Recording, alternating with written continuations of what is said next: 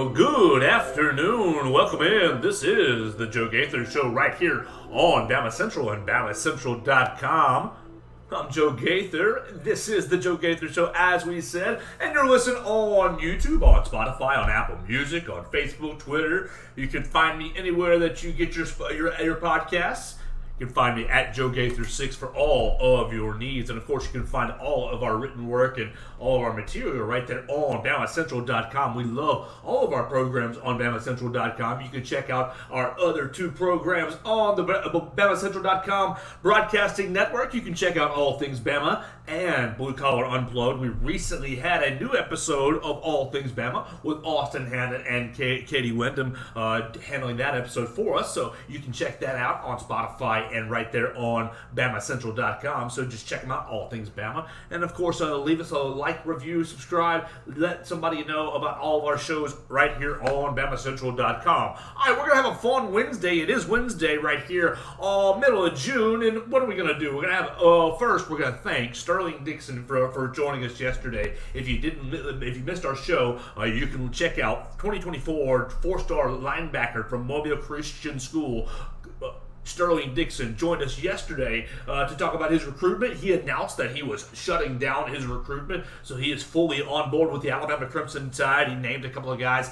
that he was going after recruiting and kind of his goals for his senior year down there at Mobile Christian. We want to thank Sterling Dixon and his head coach, Ronnie Cottrell, for setting us up with that interview. What else are we going to do the rest of the week? I'm going to be joined in just a few minutes by my friend Will Miller. Will Miller is handling some business, and he's going to jump into the stream in just a few minutes, and we got several topics to jump into for today. So Will Miller is going to join us today at Real WB Miller on the Twitter machine. He works right here at BamaCentral as well. He's one of my buddies, so we're going to talk about a lot of topics. Now, tomorrow, I'm planning on being joined by Rodney Orr, Mr. Tider Insider. He's covered all things Alabama football and basketball, mostly football, really since the mid-'90s, and so he's been covering Alabama for a long time. It'll be a pleasure to have Rodney Orr likely join the program tomorrow. So that's going to be the outlook for the rest of the week and the rest of the day. Before we get Will Miller in here, we'll just marinate on some of these topics. I think Will Miller is updating a computer or so, and that's just how it goes sometimes. We always go live at 1 p.m., no matter the circumstances, and we appreciate everybody for jumping in and joining us on Facebook, YouTube, Twitter. You can follow us at Joe Gaither6 or search us up, The Joe Gaither Show, right here on BamaCentral. All right, let's talk. Let's get into. I'm going to save some baseball talk for Will, because Will is our baseball expert. But I want to start with Texas football. Texas football, and really something that they have enacted, something that they have implemented that I believe we will see going forward. I believe it's a problem. It's a problem for Alabama. It's a problem going forward, but it's something that I think will be more and more commonplace. All right, so what's going on in Texas football? Texas football have announced the Texas One Fund donors to earn Longhorn Foundation loyalty points. So what does that mean in Crimson Tide language? If you the headline, if this was Alabama, would say, "Yay Alabama Fund donors to earn Tide Pride Foundation points for donations." And so that's what basically these Texas fans are being allowed to earn loyalty points for donating to the NIL collective. So I think it's got a huge problem in college football that's coming up, and that's one of the main topics I want to get into with our friend Will Miller, my man, Real WB Miller. You can follow him on the Twitter machine as I plug in my headphones, Will, at Real WB Miller. We love it and all his great work. The future governor of the state of Alabama, and always putting out great content right here on BamaCentral.com. Will Miller, how's your Wednesday going, man? Joe, feeling good. Good start to the show. My laptop finally works, so it's all updated. Everything's good. I'm excited to get into this. Absolutely. Okay, so I've got several topics. You kind of heard the tease. We're going to start with Texas football and how their new kind of policy that they're enacting with their collectives could infect and affect college football. And then I want to talk about Colby Shelton. I know it's a little bit of older news, but I want to get your opinions on the baseball stuff. Colby Shelton transferring out, how painful that is. The new Alabama baseball assistant that was hired yesterday. We'll get to know him just a minute, take a snapshot on him. I want to ask who that third assistant might be. Will Matt Reed keep his job as the hitting coach and be the third assistant? Alabama softball is raking in on the transfer portal. Two big transferees. One yesterday coming in the form of Aaliyah Johnson. The post-Montana Fouts era is getting kicked off with two big-time transfers. Brandon Miller says it says not LeBron, says not Jordan as his GOAT. He's got a different GOAT and several other weird topics. It could be a fun show today, so we appreciate you hanging out with me today. Absolutely, and you said it, Joe. There's a lot going around. None of it's boring, and that's a big plus, I think. So, for June, that's great. Yeah, and I honestly kind of wanted to start out with this Brandon Miller topic because I saw that on Twitter. I thought I was misreading it. You know, you and I, we've both been in press conferences with Brandon Miller. I've been able to interview him myself, and he's a sharp kid, you know, especially to be his age. He's, 20? I'm 20 also. So, I mean, he's a smart kid. But when he said that the basketball GOAT was Paul George, I legitimately had to do a double take. I was surprised by that. I didn't watch the whole video. I don't know what his rationale was. All I know is I can state confidently that the prevailing opinion is nowhere near Paul George as the basketball GOAT. So that is an interesting talking point with the NBA draft being one day away and Brandon Miller inching into that spot as presumptive number 2 pick to my Charlotte Hornets. Oh man, I hope so much. but that was certainly one of the basketball takes I've ever heard. Yeah, so Brandon goes out today. He's asked, they're doing pre-draft, basically media. All the top prospects who are up there are doing media. And he's asked a couple of different things. And really, he pulls behind the curtain. He says, okay, I grew up liking the LeBron era Heat, 2010 to 2014, the Heat era. And he says, oh, me and my mom kind of went back and forth a little bit because she was always a Boston Celtics fan. So I can imagine that being a little bit of a fun rivalry in their household at that time. But yeah, he's asked about meeting Michael Jordan, and he's basically asked about who the GOAT is between LeBron and Jordan. And he says, it's not. Let me just read the quote that I wrote earlier, just so because I ripped it right off the video, so we're not misquoting him. He says, I actually don't think LeBron is the GOAT of basketball. I think my GOAT of basketball is Paul George because I always grew up watching him. So it was never just LeBron. Paul George, 14 years in the NBA, going into his 14th year, 8-time NBA All-Star, 1-time NBA First Team, no titles. I mean, okay, you see the comparison, 6'8", Brandon Miller 6'9". You see the play style is similar. Come on, Brandon. I always thought you were Kevin Durant, not Paul George. Did Brandon Miller catch a case of playoff P in the NCAA tournament going up to the Sweet 16? That is a question that was practically begging to be asked with this morning's quote, Joe. So kudos for jumping on it. And it's hard not to say yes. I mean, he was 3 for 18 in his Sweet 16 game.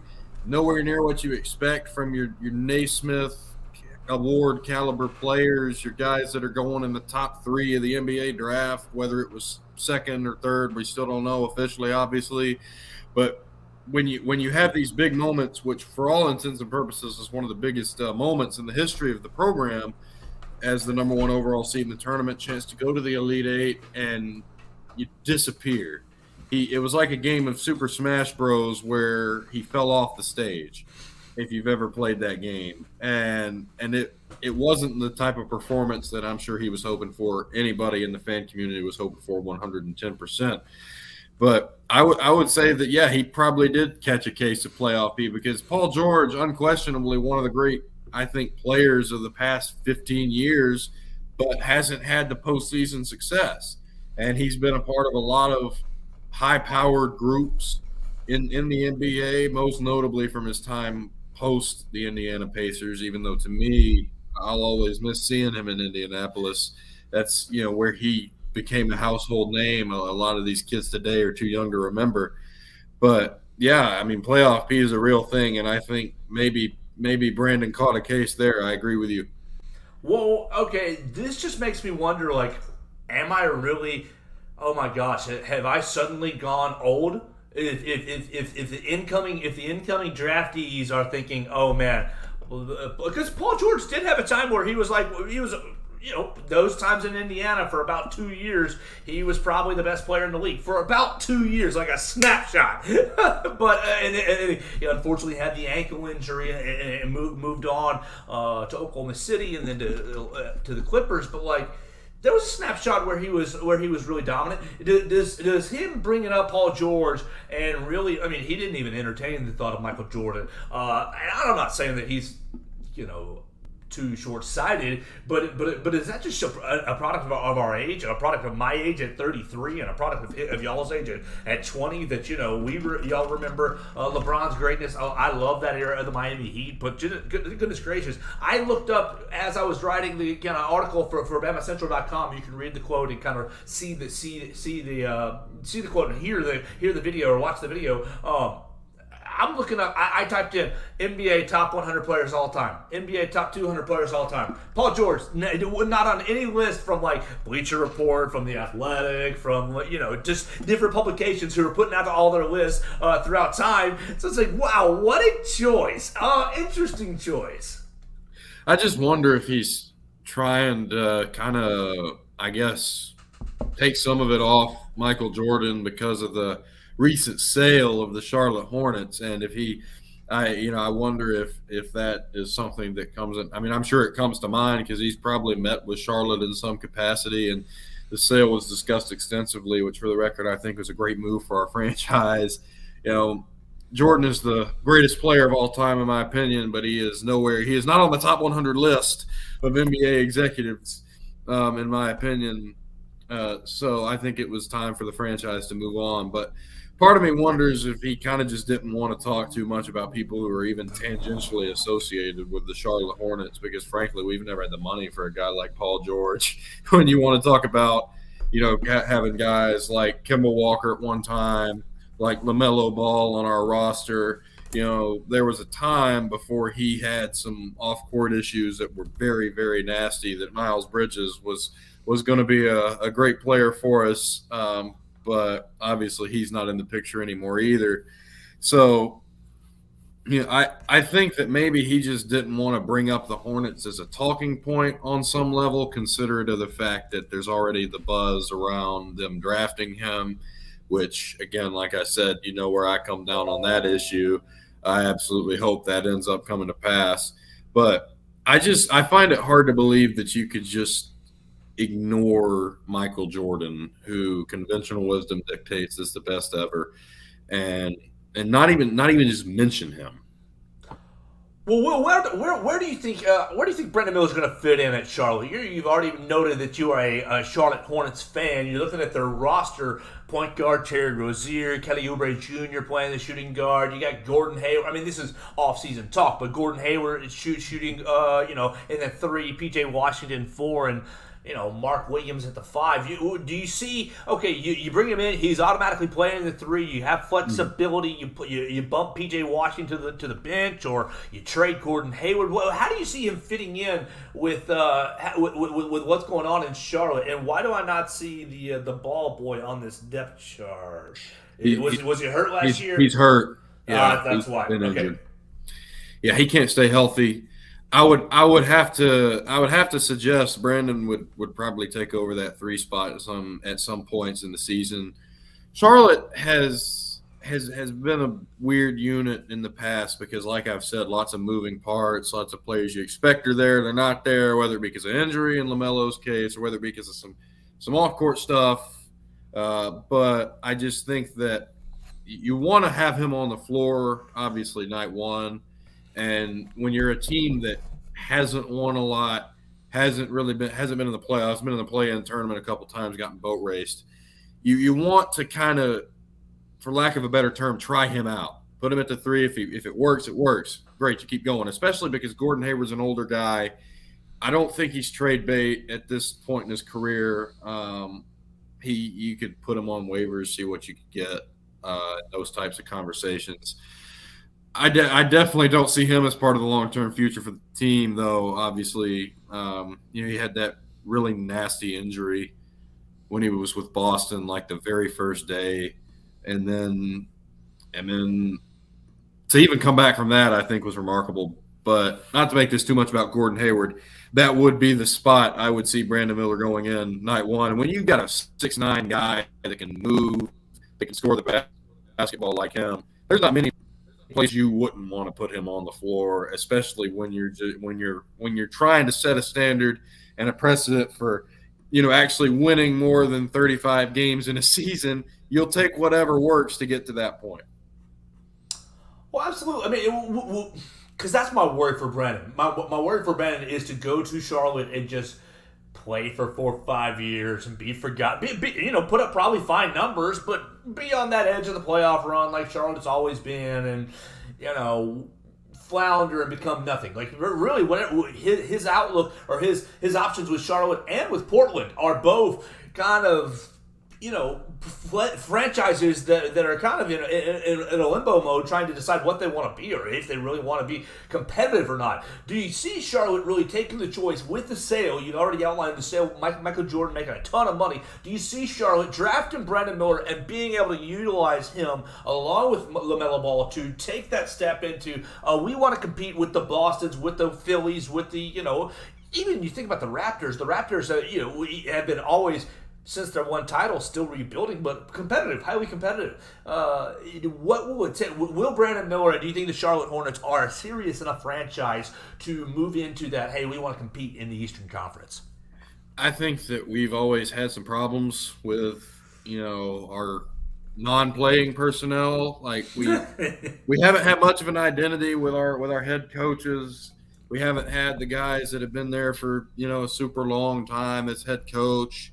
When we were the Bobcats, you had Paul Silas for a little while, but I mean, our current coach, Steve Clifford, is on his second stint as his coach with us, which is not, I would wonder how often that's ever been seen.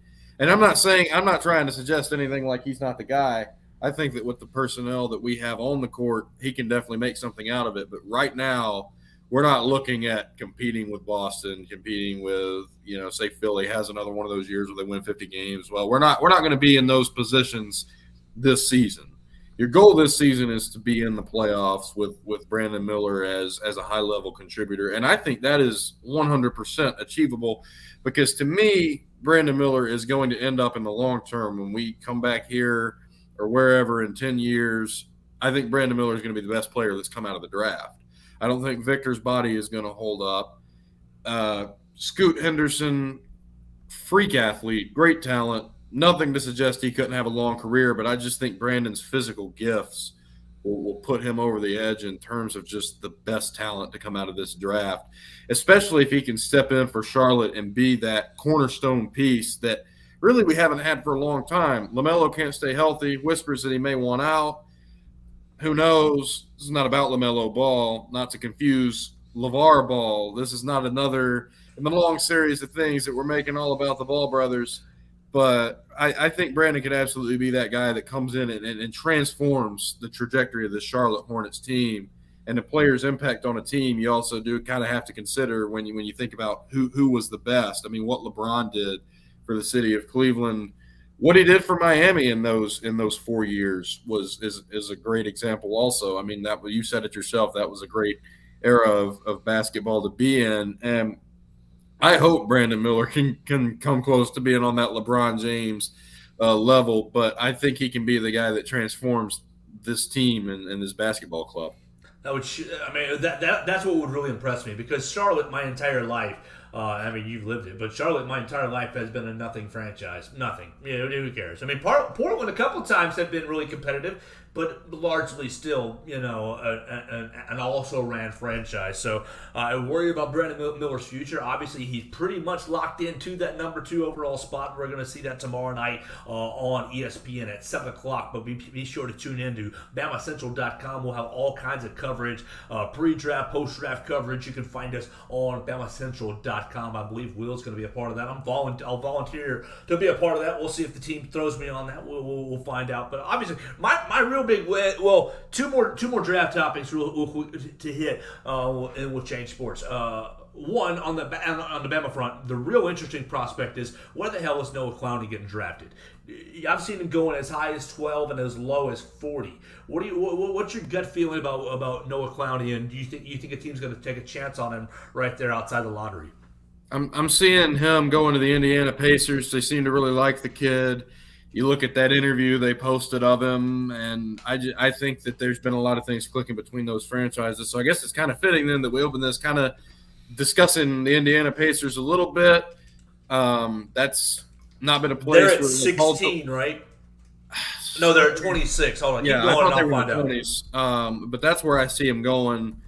Who knows? We've been surprised before when the Spurs picked Josh Primo was a great example. We like I said, anything could happen. I think that several teams could potentially be high on Noah Clowney, and I mean he's a really good prospect. I think in this draft, slept on prospect in this draft. Anybody that's a teammate with Brandon Miller in college may not draw as many headlines as him, but the talent to succeed in the NBA for a long time is there in Noah Clowney as well. And so I definitely see him getting drafted in the first round. I think he lands with Indiana. All right, well, Indiana's got a lot of versatility and mobility in tomorrow night's draft. They have 5 selections in the 2-round draft. They're drafting at 7, 26, 29, 32, and 55. So they got a lot of, if they want Noah Clowney, they can get him right there in the 20s, even if they got to move up from 26 or scoop him right there at 26. I think that, shoot, I'm just hoping that these guys develop. It's going to be so much fun to see, really the NBA game start to kind of follow the same formula as what happened to the NFL around the 2010s when Nick Saban's classes started to get into the pros a lot, and you're like, oh shit, there's a Bama guy on the Falcons, there's a Bama guy on the Bears, there's a Bama guy on the Patriots, all over the place, and you will start to see that as Nate Oates continues his development. I mean, you're looking at 2 first-round draft picks going forward. Rumors of Trey Jones on the horizon. JQ another year. I mean, he's not going to get drafted in the first round, but like you see electric players all over the Alabama landscape of the program, and it's just exciting. It's an exciting time. Yeah, 6 years ago, 2017, which was the first year I started watching most games in a season for Alabama basketball. I mean, or at least keeping up with the result. I mean, you're not having anybody in the draft. You got a roster that lost out in the first round of the NIT, and then awful experience. They did it again the year Avery got fired, but Kyra got drafted the year after that, so he was at least on the roster at that time. That 2016-17 roster didn't have anybody that was getting drafted in a lottery slot. You fast forward basically half a decade, and you've had first-round picks. You had Kyra Lewis, Colin Sexton, Josh Primo. I would presume 2 more tomorrow night. I mean, just what a great testament to what Nate Oates has done to this program. And I've been high on the guy since he was at Buffalo. I've made no secret of that. And I'm not even going to lie, Joe, it's real vindication for me, because obviously there would have been some doubt from an Alabama fan base with such a prominent school and program hiring a guy from the mid-major ranks to be the head coach, even though he was incredibly successful. And I would say he's probably gotten rid of most, if not all, of that doubt. Next steps to make it past the Sweet 16, but I do think that will happen in the future. So lots to be excited about with this Alabama program, both in college and at the next level. All right, here's your non-Bama topic on the NBA draft. Did you see Victor Wembanyama's hands with the baseball? Mm-hmm. What'd you make of just the size? For those who didn't see it, if you're on our listening audience, he made the baseball look like maybe you're holding a ping pong ball in your hand. Exactly, yeah, something like that, yeah. and that it kind of in some ways you could articulate that into further concerns about the guy's size and his longevity in the league. I hope I'm wrong. I mean I think that a 7'5" freak athlete running the boards for 10 years and being able to score would be great for basketball. Not to mention the fact that he's an international sensation. You talk about fan bases from all over the world tuning into basketball here in North America. I think it'd be great for the sport. But I also don't think somebody that size is going to be able to hold up for more than a few years with injuries. And it's probably not going to be anything serious at first. You're going to see like a LaMelo Ball-esque sprained ankle that and then it's going to eventually pile up, and soon he won't be able to stay off the bench, and it'll just be too much. But again, I hope I'm wrong. I just don't see a lot of longevity from that kid. You're speaking from experience as a fellow 7-footer, right? Oh, of course. Didn't you see my tapes, Joe? I couldn't go to the draft because I had to focus on my gubernatorial campaign here in about a decade, but it was an avenue for me. What do you think about today's news? About 7 o'clock tonight, you're going to be looking for a basketball edition. Jaron Stevenson. We've kind of hit on the Alabama on the pro end. Alabama needs some forwards help, and Jaron Stevenson is a young guy. He's a rising senior looking to reclassify and maybe join this Alabama roster. Makes his announcement tonight at 7 p.m. Finalists are North Carolina, Alabama, and Virginia. Jaron Stevenson, how huge would it be? You lauded Nate Oates already. How huge would it be to fill one of those two remaining scholarship spots with a future 5-star prospect? Well, it's big because you've heard a lot of whispers about how if he goes to Alabama, he will reclassify to 2023. That makes it an instant impact get if he does commit to Alabama. Whether he does or doesn't reclassify to the other finalists, I guess, is relatively unimportant for Alabama because they're not playing a lot of ACC teams, even though the ACC challenge is a thing now. We have to see him once. But I think that it's just big to see with this roster. You've had a lot of turnover. I mean, say Brandon and Noah go in the first round. Brandon is. But say you get 2 first-round draft picks. I mean, you just lost 2 first-round draft picks off your roster as freshmen. That's a big loss. You got a lot of talent coming in, but to add to it doesn't hurt. All right, let's put the basketball to bed real quick. Let's put the basketball to bed, and let's get your expertise on baseball. Let's go to. I want Colby Shelton's transfer. How brokenhearted are we? Does Alabama have any chance of retaining Colby Shelton's services? I know he's probably going after. He's probably going to get a big old bag of money. And then the other thing is Alabama hired Anthony Papio. Is that how I'm going to pronounce that name? Papio. That's how I'm going to pronounce it. No, I'm going to pronounce it. I think Colby's not coming back. No. It's really it's a tough. I got $1. I got $1. I'll put it in the NIL fund. I mean, you can give that a shot, Joe. See how it works out. I think that it's going to be a big loss. The kid hit 25 home runs. Oh yeah. You are not going to replace that kind of production at the collegiate level. Not many people are out there hitting 25-plus home runs. The ones that are, most of them are in the College World Series, and you saw Colby hit 2 of them in the Super Regional round. You're not replacing that. And the guy hit an even 300. It's the guy that hits for average and power is worth – he's like an offensive catcher that can throw guys out on the base paths. He's worth his weight in gold. It is a huge loss. And – it would take a significant immediate financial investment in the baseball program, I feel like, to keep him, let's say, for argument's sake, because he's still in the portal right now. And I don't see that happening. It's unfortunate. I know there were some predictions that Alton Davis would leave in the same kind of spot, maybe looking for a bag in the NIL process. Ultimately, that didn't happen because last night he announced on social media he's going to run it back. He's going to come back. So Alton Davis, if you're just hearing it, if by chance you're off Twitter and you're taking in the Joe Gaither show on Facebook or YouTube or some other platform and you're first hearing it, Alton Davis is coming back, which is a huge addition. You're hoping maybe he can start some games next year, and I know he's hoping for that as well. But switching gears to Anthony Papio, the new assistant coach, he's got a lot of ties to Maryland too. He's like Rob Vaughn. He was an assistant there for a long time. He's been a full-time assistant for the past 2 seasons. He got promoted to being a volunteer assistant the same year that Rob took over as the Maryland head coach. Played at Maryland for 5 years. So obviously the ties to College Park run pretty deep for him. But big opportunity for this Alabama program. I think Rob Vaughn was a home run hire. Now he's bringing a guy that he's got already a strong relationship with.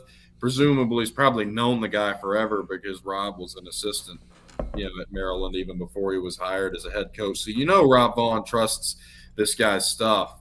And for the third assistant spot, I don't see what's not to like about keeping Matt Rada in his current spot as the hitting coach. He's resonated a lot with Alabama's players, and he has the fan base of support. Obviously a vocal leader for the team, as you've seen, when he got thrown out of the game in the super regional round, which, But I would say that the hitting is largely, at least for this year, I think this year it improved throughout the season. Oh, it did. And like I said, you got a guy in Colby Shelton who hit 25 home runs, absolutely blew the freshman home run record out of the water, and he's also batting 300. You got guys hitting in the high 200s. Jim Jarvis had a colossal slump going into the postseason, but he peaked at around 310, which is absolutely awesome in the leadoff hole when you're counting on your guy to get on base. He's one of the best 2-strike hitters in the country, in my opinion.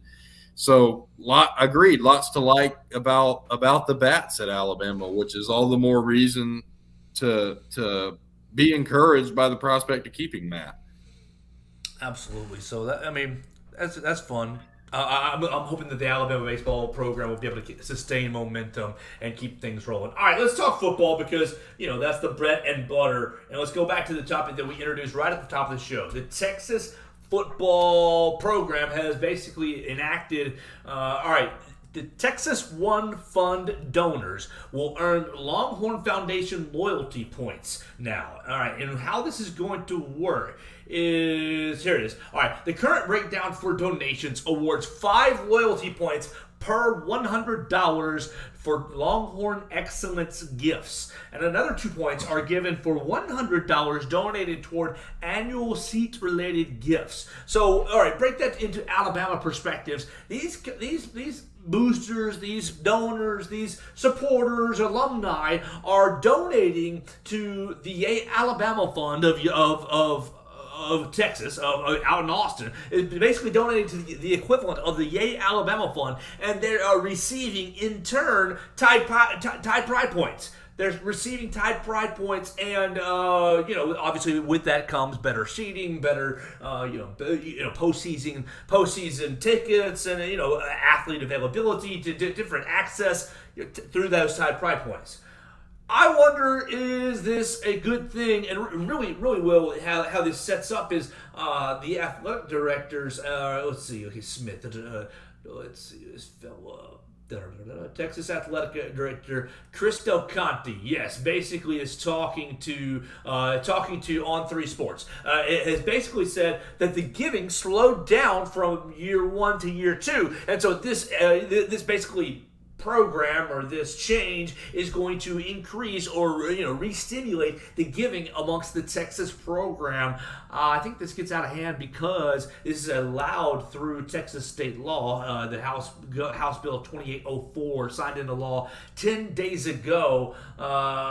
Revised NIL legislation provides cover for schools for being punished by the NCAA for any NIL activity. It just all goes to show that you need some sort of national real rules on this stuff. Whoa, what a mess, Will Miller. Yeah, Joe, I agree with what you said at the end. I think that you should have seen this coming without a federal legislation, more uniform approach to NIL, and now more schools are going to be doing it. Texas is a program that we've talked about here on the show before as just having buttloads of money, and they're always going to have buttloads of money, and everybody around is going to be competing with said buttloads of money. That's how it's been for a long time, even dating back to the early parts of last decade when they brought about the Longhorn Network and shifted college football as we know it, with the ramifications of that even still being felt today with conference realignment and all this. like I've said, I've made this point before. Today's kids are too young to remember. Texas forced A&M and Missouri's hand as to why they're now in the SEC, or at least a big part of it, as I understand it. There was a lot there with the Longhorn Network and what it might have represented at that time. Of course, stuff like that's since been just absolutely put to the side with NIL is so much of a bigger issue. But I think more schools are going to start doing this. And without federal NIL legislation, I would argue it's almost going to ramp up. I mean, who's to say that this is not going to reach the point where you have, people just openly paying players directly, like think John Ruiz at Miami, people who are just openly giving these swaths of cash to young recruits to come and play for a specific program. Without these rules, it's only going to keep happening. I mean, my dad has had season tickets for years. My dad's had season tickets for a little more than a decade. So he makes his Tide Pride donation and all that stuff. But I couldn't imagine if that now played into like maybe going into keeping somebody at school like a Colby Shelton or bringing in new recruits. Like that just adds a new element to the game that I don't know how good that is for the sport. But I guess that'll be for federal legislators to argue about because there has to be something put in place. Well, the problem, Will, is NIL.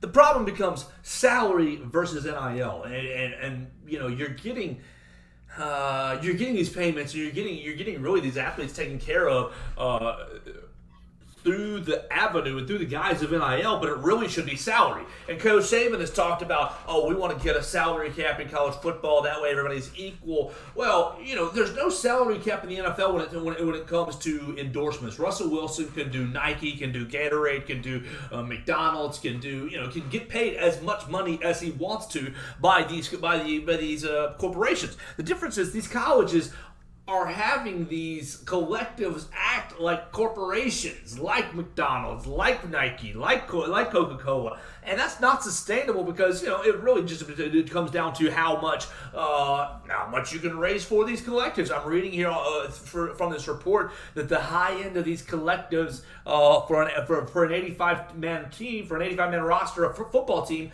you're average $8 million. And so it's nuts to me. And so you get the problem is the schools don't want to pay the players because they don't want to take on that liability. They don't want to take on that financial responsibility because they know that not every single player is worth the $100,000, the $1 million that they're getting from the collective right now. Who's paying it? It's the supporters. The supporters are paying it, not the school. So as long as the supporters are footing the bill, that's great. They're just.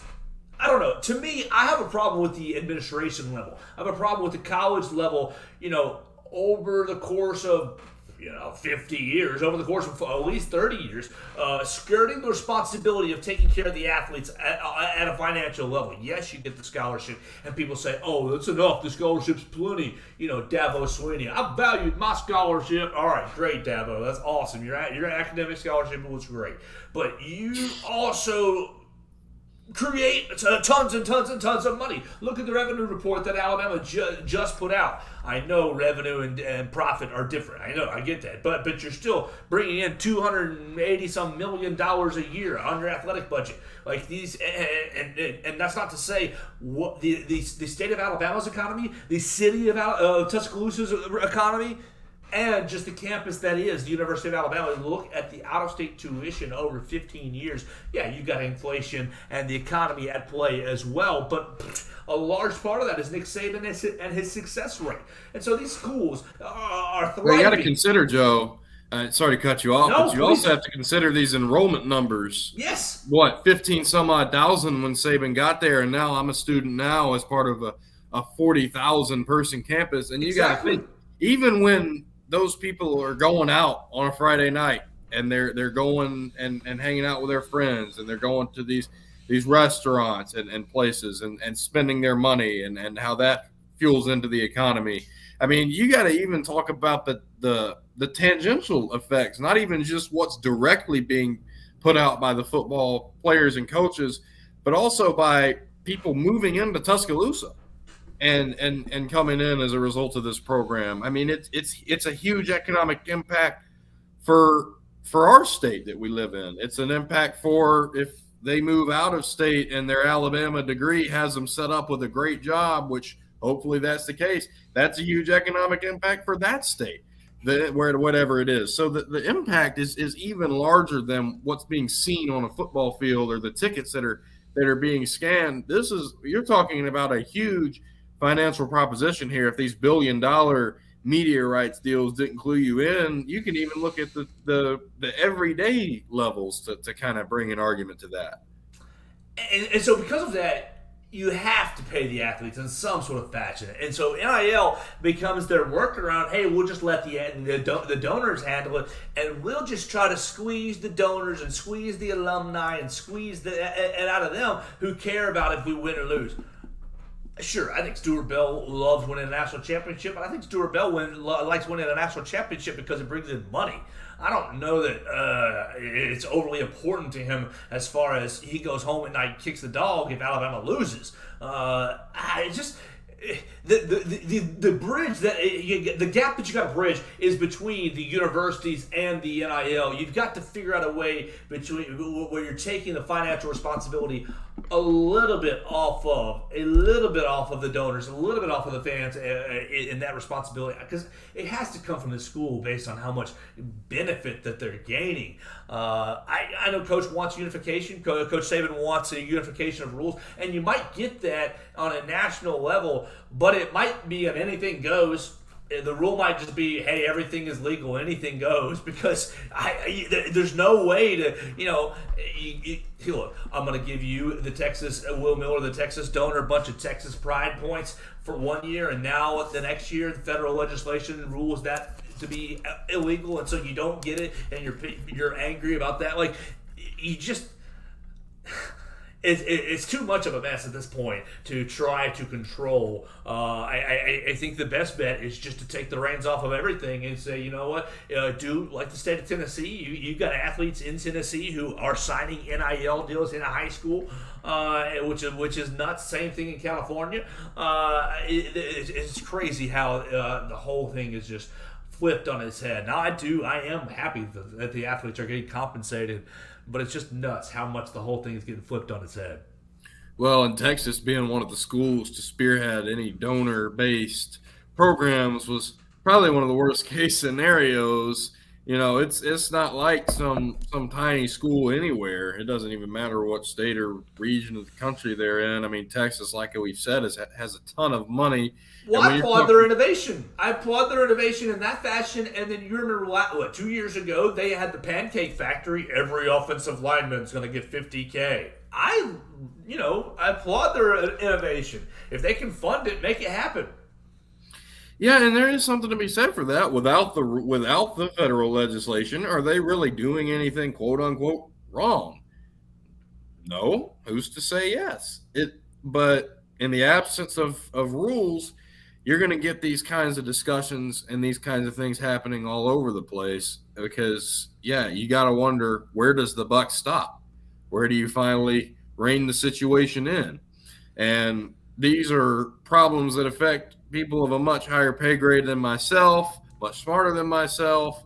But you have to think that I think it'll be the next couple of years. You're going to have to reach some sort of point of understanding, whether it be federal legislation, which you'd have to kind of hope it is, or something else, that this is what you can and can't do. But there's just not a lot of that right now.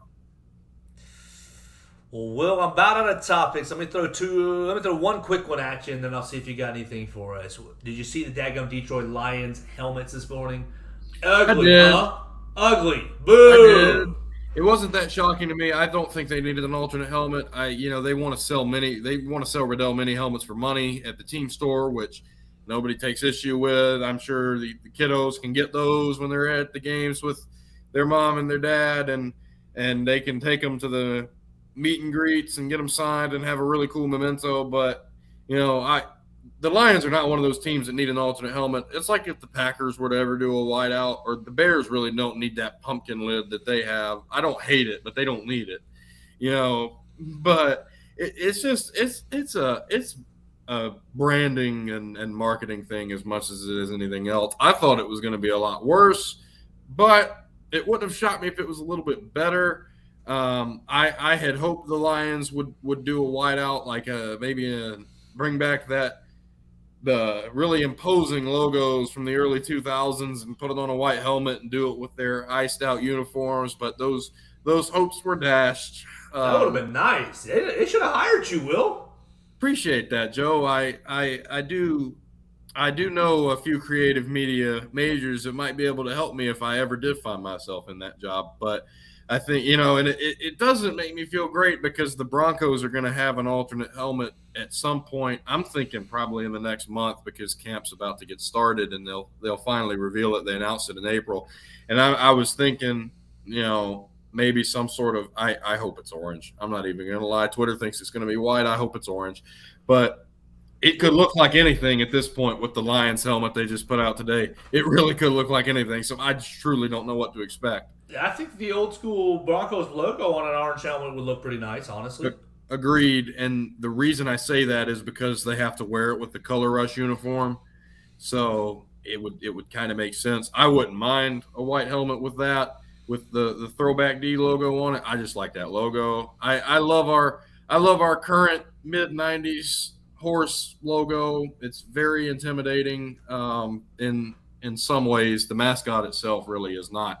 But the logo's nice, but it's time for a change, I think, for us. And we got that. We've obviously had a lot of changes. We had a recent sale as well. My professional sports teams have had a lot of ownership changes lately. And our team president has alluded to getting new uniforms in the next couple of years. And I think that whatever new helmet we get is going to be a kind of indicator of what you might see in 2024, 2025. But hey, as long as it looks okay, I'm cool with it. Will, you got a top 10 list for me? Top 10 of, I could do top 10 anything. I could do top 10 NFL alternate helmets. No, I thought I gave you. Yeah, go ahead then. If that's what number you got. one, Falcons Reds. Okay, that's number one for me. Number two, Eagles Kelly Green, just because I'm a Kelly Green aficionado for the Eagles, and I'm really excited to see Jalen Hurts back in that get up this season. And I think that jersey, man, that jersey might be one of the top sellers in the NFL this season in terms of like an individual jersey color. It wouldn't shock me. Absolutely, be right in there. People can hang it up next to their Randall Cunningham jerseys that look the exact same. Maybe so. I mean, oh gosh, that's a throwback. All right, throw us real quick. Let's wrap it up then with this. Let's wrap it up with life after Montana Fouts. Alabama brings in Aaliyah Johnson from LSU, freshman from Fairhope, Alabama. Hit the transfer portal, came to Alabama or announced for Alabama yesterday on the Twitter machine. She's a two-time 7A Pitcher of the Year right here in Alabama. She had 12 appearances last year for LSU, 44 innings pitched, 1.41 ERA, 31 strikeouts, 27 walks. And obviously, 2 weeks ago, maybe-ish, Alabama brings in Caleb Beaver out of Central Arkansas. Life after Montana Fouts. Looking pretty good, looking kind of hopeful. Well, it's pretty clear where the priorities are, obviously, on the pitching. You're not going to replace Montana, like we've said on the program here before, but encouraging start. You'd have to think, these are two high-level arms. I mean, Kayla was early. She came through pretty early. I mean, I think was the season still going on when she committed? It was like the day after they were eliminated. It was like literally the day after. So, but that's a huge get, and I would still even say kind of flying under the radar. But it's pretty clear what the priorities are, and I think last season made it apparent you need pitching depth. You didn't have it. And yes, Jayla Torrance stepped up. We had a lengthy discussion about that, but you don't want to be in a position where you're throwing and hoping. To use a fight term there, you don't want to throw and hope when you get to the postseason, when you get to this regionals and super regionals. You don't want to be in a position where you hope that a certain position group can deliver. And I think that you're setting up for a position where you can feel better on the front end. And I think you feel great about Jayla Torrance, by the way. I'm not knocking her whatsoever. I think that she has a great case to be number one going into next season, the first year after Montana Fouts. But if you want to have postseason aspirations of any kind, pitching's the key, and to really storm out of the gates and get pitchers from the portal is a huge sign of encouragement for Alabama softball fans. Well, I think it's going to wrap us up here on today's edition of the Joe Gaither Show. Be watching around 7 p.m. tonight. We're going to watch for Jaron Stevenson's commitment. Our guy Blake Byler is going to be all over that for Alabama and BamaCentral right here on BamaCentral.com. Be watching for that. Obviously, we'll be back tomorrow. I plan on having Rodney Orr join me tomorrow, Mr. Tyler Insider, to talk Alabama football recruiting, offseason, and more. We're going to obviously talk about NBA draft. Goes a little bit deeper into that tomorrow. It's been a fun week so far. We want to thank Will Miller. We want to thank our friend Sterling Dixon, who joined us yesterday. Will, anything you want to promote or tell the people? Follow him at Real WB Miller on the Twitter machine. Anything you want to tell the people before you get out of here, before we say goodbye? Yeah, you said it, Joe. Follow me on Twitter at Real WB Miller. That's no changes there, but I'm hoping to stay pretty active, stay busy, even in the dog days of summer. So hopefully not having too many content droughts. So just you can keep up with me, and even in the off season for the various sports, because I know we're kind of at that weird point where the seasons have just come to an end. But I'm hoping to stay pretty busy, have some stuff in the pipe. So hopefully everybody can stay tuned, and I'm not expecting to keep anybody waiting. So I'm excited for the fall, but I'm also excited for the now, and just kind of hoping to stay in a routine, stay in a rhythm, and keep the great content rolling out. That's what's up. That's Will Miller, everybody. Thank you so much, Will, for joining us on the program today. And that will do it for a Wednesday edition of the Joe Gaither Show right here on Bama Central and BamaCentral.com. You can follow us on Facebook, Twitter, on YouTube. You can follow us on Spotify, Apple Music. I made sure that we are on Audible. We're on Amazon Podcast. We're on basically any place that you can find your podcast, the Joe Gaither Show on Bama Central. We are efforting to find our friend Rico Scott, Alabama wide receiver commit out of Pennsylvania, and we'll hopefully gonna bring you an interview with him in the coming days on that side of things. So for Bama Central, I'm Joe Gaither. I appreciate Chris Walsh for putting me on each and every day. You can follow him at Writing Walsh. You can follow our other BamaCentral.com broadcasting podcast and All Things Bama and Blue Collar Unplugged. I appreciate those other shows as well. So for you, the listener, I'm Joe Gaither. This has been another edition of the Joe Gaither Show for BamaCentral.com.